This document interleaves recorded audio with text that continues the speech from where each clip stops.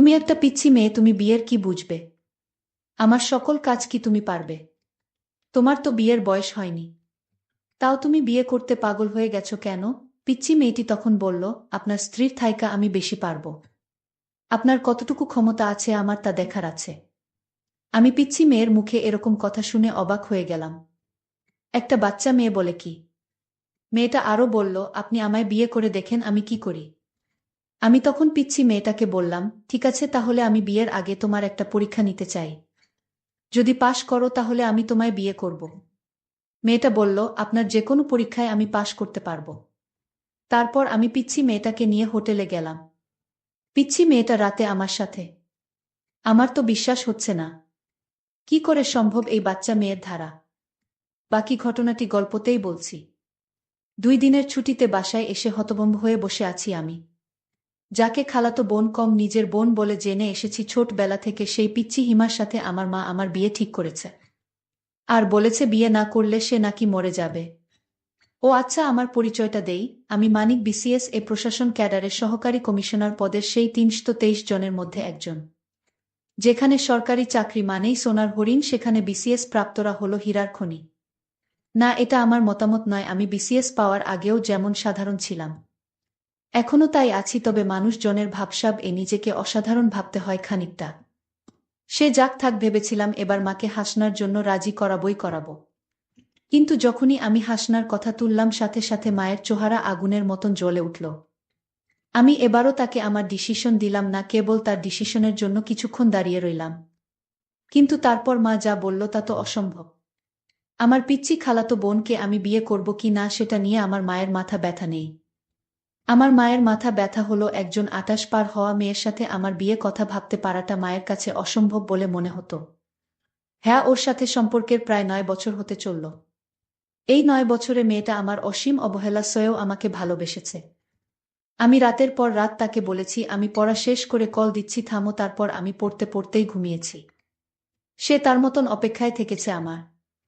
এসব তো বলছি অনার্স শেষ করার পরের গল্প, তার আগেও এমন অনেক ঘটনা আছে যা এই মেয়েটা মুখ বুঝে সয়ে গেছে।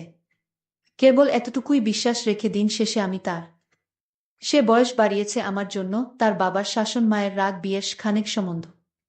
বয়স পার হয়ে যাওয়ার দোহায় কোনো সমস্যা দেখিয়ে সে আমাকে ধরে রাখতে চায়নি।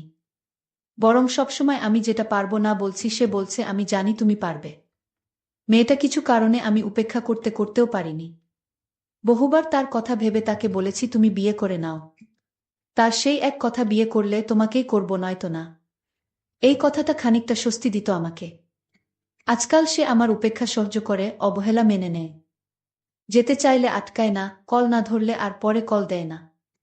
9টা বছর অপেক্ষা করতে করতে মেয়েটার অপেক্ষা করার মতন কঠিন একটা রোগ হয়ে গেছে বোধ হয়।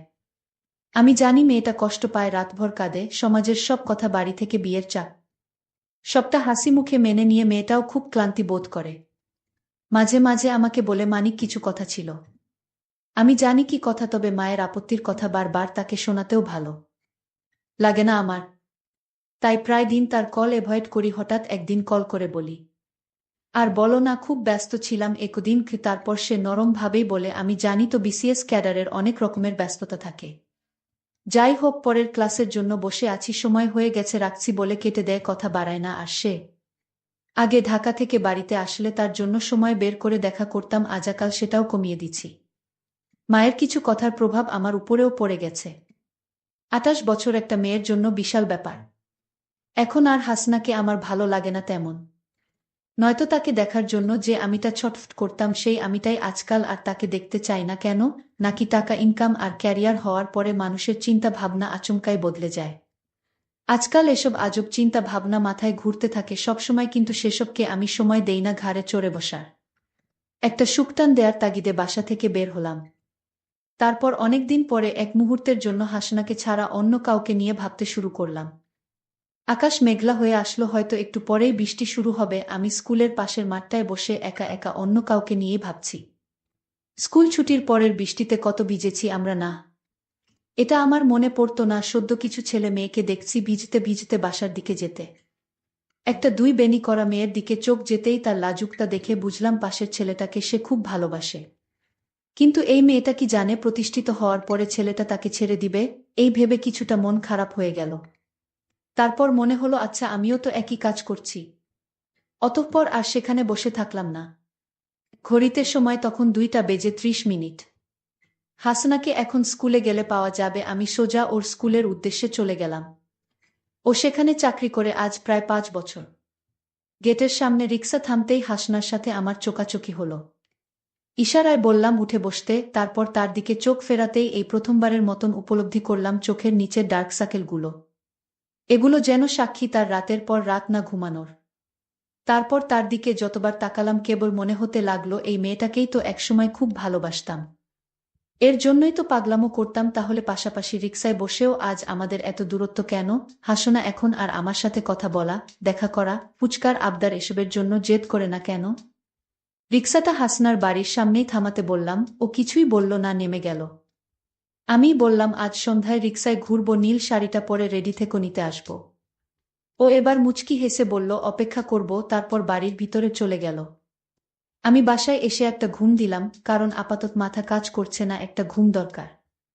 প্রায় 8টা বাজে, ঘুমের ভাবটা কাটতেই আবারও ফোন বাজতে লাগলো। ফোন ধরেই বললাম বলো। এমন কেন করো মানিক? কি করলাম? তোমার আসার কথা ছিল না? সরি ঘুমাচ্ছিলাম, 10টা মিনিট আসতেছি বলে কেটে দিলাম। তারপর হাসনার দেয়া খুব পছন্দের সাদা পাঞ্জাবিটা গায়ে দিলাম। ঘর থেকে বের হতেই মায়ের সামনে পড়লাম। তারপর মা বলল ফকিরের বাচ্চা, এত কাপড় থাকতে ওই ফালতু মেয়ের দেয়া পাঞ্জাবিটাই তোর গায়ে দেয়া লাগবে কেন? কোথায় যাওয়া হবে? না তোর বাসায় মানুষ আসবে, একটু পরেই বের হোস না। টেবিলে প্লেট রাখতে রাখতে এসব বলল মা। আমি বললাম বড় আপা আসবে নাকি? মা বলল তোর খালারা আসবে, তোর তো ছুটি নাই, তাই আজকে রাতেই বিয়ের সবটা করে নিতে চায়। আমি অবাক হলাম, তবে কিছু বললাম না। আবার রুমে এসে কিছুক্ষণ বসে থাকলাম। তারপর হাসনাকে কল দিয়ে বললাম নিয়ে বের হও, আর তোমার ভোটার আইডিটা একটু দরকার আছে, নিয়ে এসো মনে করে। ও বিশেষ কিছু জানতে চাইল না, বলল আচ্ছা। তারপর আমি এখন ওকে নিয়ে কাজী অফিসে বসে আছি। কাগজপাতি ঠিক হলেই আমরা বিয়ে করব। হাসনার চোখে হীরের চেয়ে বেশি ঝলকানি, আজ যেন ওকে একটু বেশিই সুন্দর লাগছে। একদম হুরদের চেয়েও বেশি সুন্দরী। বিয়ে পাত চুকিয়ে আমি হাসনাকে নিয়ে বাড়ি ফিরলাম। দরজায় দাঁড়াতেই সবাই আমাদের দেখে হতরম্ব। মা ওকে দেখেই যা নয় তা বলা শুরু করে দিল। বড় আপা এগিয়ে এসে হাসনাকে বাড়ির ভিতরে সোফায় নিয়ে বসালো। তারপর বলল এতদিনে একটা কাজের কাজ করেছিস ভাই। মা আপার কথায় অগ্নিমূর্তির ন্যায় বিগড়ে গেল। তারপর আবারও হাসনাকে বকতে লাগলো। তখন আমি বলা শুরু করলাম, মা এই যে তোমার বড় মেয়ে, তার বয়স কত করে বিয়ে দিয়েছিলে যেন? 27, তাও নাকি আপা তোমার কাছে ছোটই ছিল। পাড়া প্রতিবেশী কিছু বললে তার উপরেও ঝাঁপিয়ে পড়তে না করনি, অথচ আপার কত কত সম্বন্ধ ফিরে গেছে, মনে আছে তোমার? তবুও তুমি বলতে আমার মেয়ে এখনো বুড়ি হয়নি, ওর আরো ভালো ঘরে বিয়ে দিব। তারপর একদিন আপার বিয়ে হয়ে গেল। তখনও তোমাকে বলতে শুনতাম মেয়েটাকে আরো কিছু দিন রাখতে পারতাম। তোমার মেয়ে 28-এও তোমার কাছে খুকি ছিল, অথচ কথাটা যখন তোমার ছেলের ঘাড়ে এসে পড়ল, তখন অন্যের মেয়েটা বুড়ি। আজকে যদি আমি ভালো পজিশনে না থাকতাম, ভালো টাকা স্যালারি না পেতাম, তখনও কি তোমার মতবাদ এমনই থাকতো? কই, আজ থেকে 5 বছর আগে যখন ওকে তোমার সাথে পরিচয় করিয়ে দিলাম, তখন তো তুমিই ওকে বলেছিলে এমন চাঁদ মুখকে কেউ পছন্দ না করে থাকতে পারে। তাহলে আজকেন সেই পছন্দের মেয়েটাকে তোমার কাছে বুড়ি অসুন্দর লাগে? সেই মুখেই আজ কেন বয়সের ছাপ পড়ছে বলে লাগে? কারণ আজ তোমার ছেলে প্রতিষ্ঠিত, নাকি তুমি কয়েক হাজার টাকার মুখ বেশি দেখছো বলে? বেশি কিছু চাইনি মা, মেয়েটা আমার জন্য অনেক কিছু খুইয়েছে। একজন মেয়ের বিয়ের বয়স 18 পেরোতেই হয়ে যায়, সেখানে মেয়েটা আমার এত অবহেলা অবজ্ঞা উপেক্ষা সয়েও থেকে গেছে, শুধু আমার নয়, তোমার মতন অনেকের কাছেই তাকে এসব শুনতে হয়েছে। এমনকি সেই তালিকায় তার পরিবারও রয়ে যায়। ওকে আমার জন্য মেনে নিও না মা। মন থেকে মেনে নাও, নয়তো এই সাংসারিক আগুনে আমরা সবাই পুড়ে যাব। মেয়েটা অনেক স্বপ্ন নিয়ে ঘর ছেড়েছে মা, মেনে নাও বলে পায়ে বসে গেলাম। আমার দেখাদেখি হাসনাও এসে মায়ের পায়ের কাছে বসে পড়ল। মা কিছুক্ষণ চুপচাপ দাঁড়িয়ে থেকে আপাকে বলল খালাদের খাইয়ে দিতে, তারপর সে তার রুমে চলে গেল। আমরা আরও কিছুক্ষণ ওভাবেই বসে থেকে নিজেদের দিকে হতবাক হয়ে তাকিয়ে রইলাম। প্রায় 6 মাস কেটে গেছে বিয়ের, এখন আর আমি হাসনাকে অবহেলা করি না। হাসনা আবারও আগের মতন বকবকিয়ে দিনভরের গল্প শোনায়। মা কি বলল কি করল, আমি প্রায় বলি ঢাকায় আসো সংসার করি, তার এক কথা আমার সংসার ফেলে যাওয়ার জো আছে। মা একটু ১৯-২০ হলেই হাসো না মা, কই গেলি বলে বাড়ি মাথায় তুলে রাখে। তেল চুন পান সব কিছুতেই আমি, তাহলে বলো এমন সংসার ছেড়ে কোথাও যাওয়া যায়? আমি কেবল হাসি আর ভাবি এই মেয়েটাকে ঠকালে আমি যে নিজেই ঠকে যেতাম।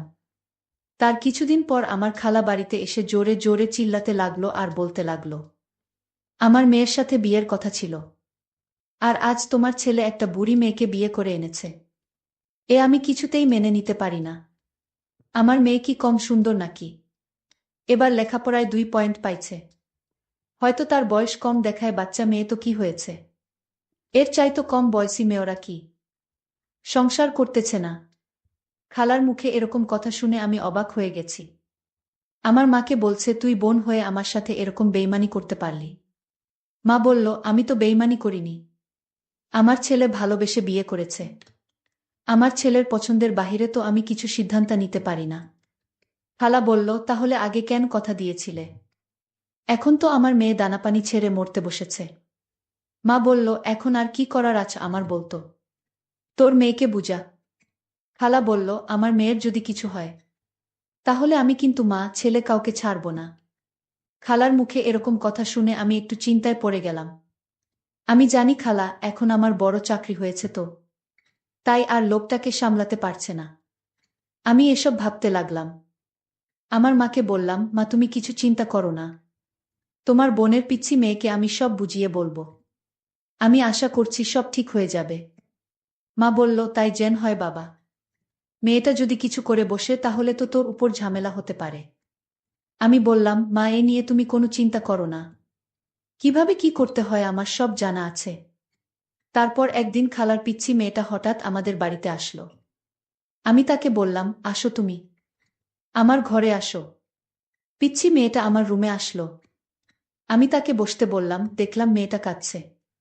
আমি বললাম, এই মেয়ে তুমি কাঁদছো কেন? মেয়েটা বলল, আমি আপনাকে ভালোবাসি তাই। আমি বললাম, তোমার কি ভালোবাসার বয়স হয়েছে? আর তোমার বিয়ের বয়স হয়নি। এখনই বিয়ের জন্য এত পাগল হয়েছ কেন? পিচ্চি মেয়েটা বলল, আপনার স্ত্রীর চাইতে আমি আপনাকে বেশি সময় দিতে পারব। আমার বয়স কম হলেও বিয়ের সকল কার্যক্রম চালিয়ে যেতে পারব। আমি তো এই পিচ্চি মেয়ের কথা শুনে অবাক হয়ে গেলাম। ছোট একটা মেয়ে বলে কি? তার মাথায় তামায়ে কি ভূত চাপিয়ে দিছে নাকি? আমি তখন পিচ্চি মেয়েটাকে বললাম, আচ্ছা ঠিক আছে, তুমি কিছুদিন অপেক্ষা করো, আমি তোমায় বিয়ে করব।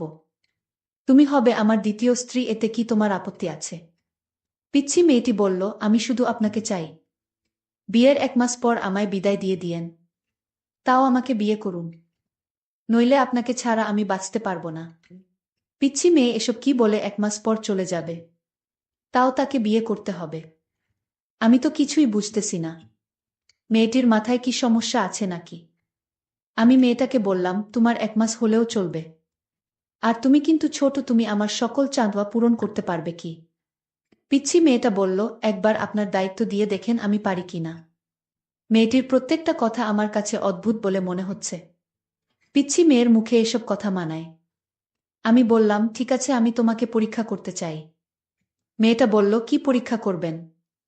আমি বললাম, আমি যে তোমাকে বিয়ে করব সেটা আপাতত আমার স্ত্রীকে জানানো যাবে না। বিয়ে হয়ে গেলে পরে জানলে কোনো সমস্যা নাই।